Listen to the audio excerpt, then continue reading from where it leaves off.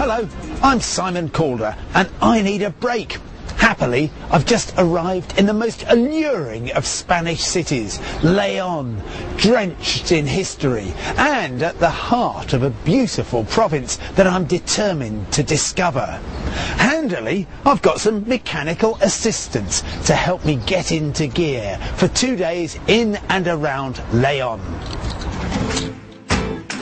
Now, Leon is more than just a fine city. It's also at the heart of one of Spain's most fascinating regions, named Castilla y León. I'll be exploring beyond the city limits tomorrow, but today I'm focusing on a city to which all roads lead. Getting your bearings in Leon is easy. It's a tale of four corners. Due north is the Bay of Biscay, and beyond it, Britain. Due east behind me, Barcelona. To the south, Seville. And straight ahead, due west, Cape Finisterre, the end of the world. The Romans made it all very easy. There's plenty of evidence of their stay here, including the Via Principalis, the High Street, and spreading out from it the Old Town, known as the Barrio Humido, the wet quarter. Apparently because there's so many bars. Haha! Bit early.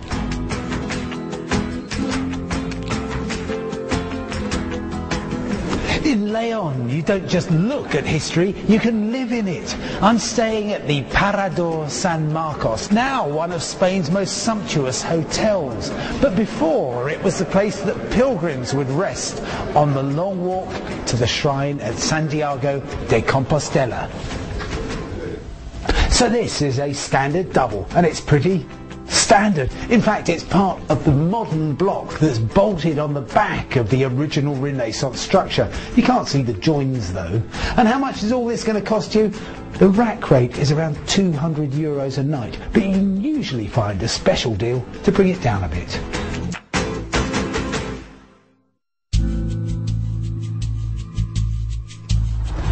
Every year, thousands of people take a hike through Leon, starting right here, where the Camino de Santiago, the Pilgrim's Trail, meets the old Roman walls. It's the Puerta de Moneda, where taxes were paid and money was changed. So let's go down there and along there.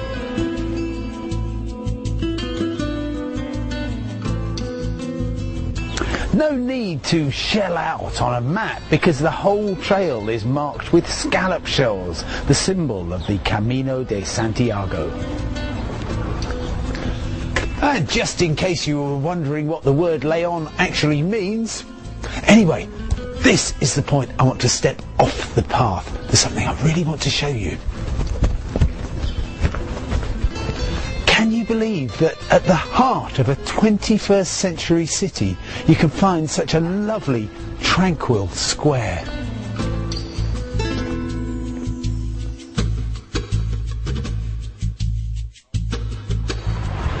You've seen the lion, now a dragon on the point of being slayed by St. George, the symbol of many places, including Catalonia. And that's because this is Leon's building by the great Catalan architect Gaudi. Yeah, my feet are really tired too. I've been walking for over an hour now.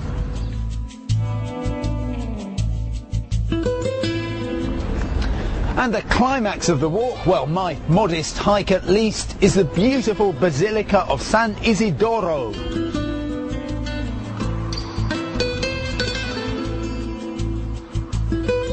For centuries, Leon was an independent kingdom, and this is the Pantheon where 23 of the kings and queens are buried beneath the most glorious of ceilings. 12th century frescoes. Over the centuries, millions of pilgrims have touched this door. That's because it's the Puerta del Perdón, the door of the pardon. If you were too ill or exhausted to complete the remaining 200 miles to Santiago, you could just touch that door and receive the same indulgence.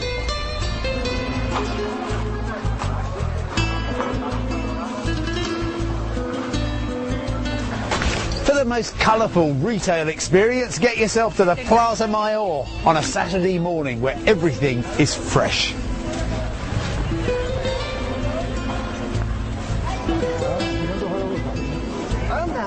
Northwest Spain is a land of plenty and, as you can discover between 8 and 2 each Saturday, a healthy obsession with fine food. And of course you can taste before you buy.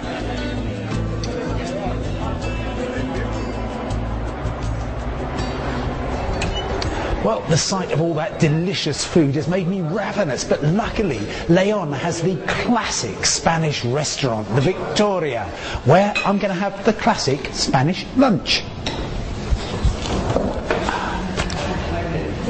Now, I've asked the waitress, Eva, to bring me all 3 courses of the menu del dia, just so you can see what you get.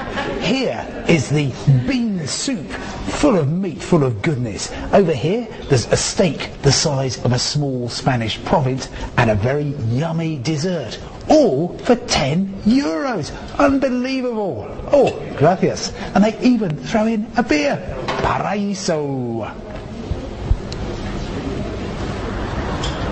And this is the latest view in Leon, the Contemporary Art Museum, or MUSAC for short. The prize-winning designers took their inspiration from the cathedral's stained glass. They crunched the colours through the computer, and this is the result. The aim of MUSAC is to erase the borders between life and art. Does it work? That depends on your point of view.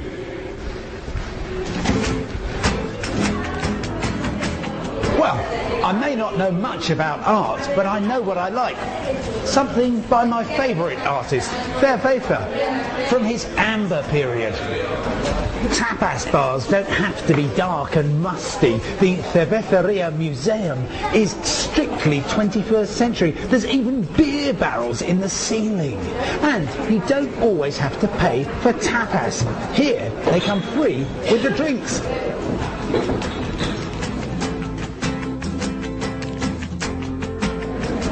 Back on the Via Principalis, and here are the locals. Now, my theory about meal times in Spain is work out when you go out for a meal normally back home and add 3 hours. So 10 o'clock, yeah, pretty good.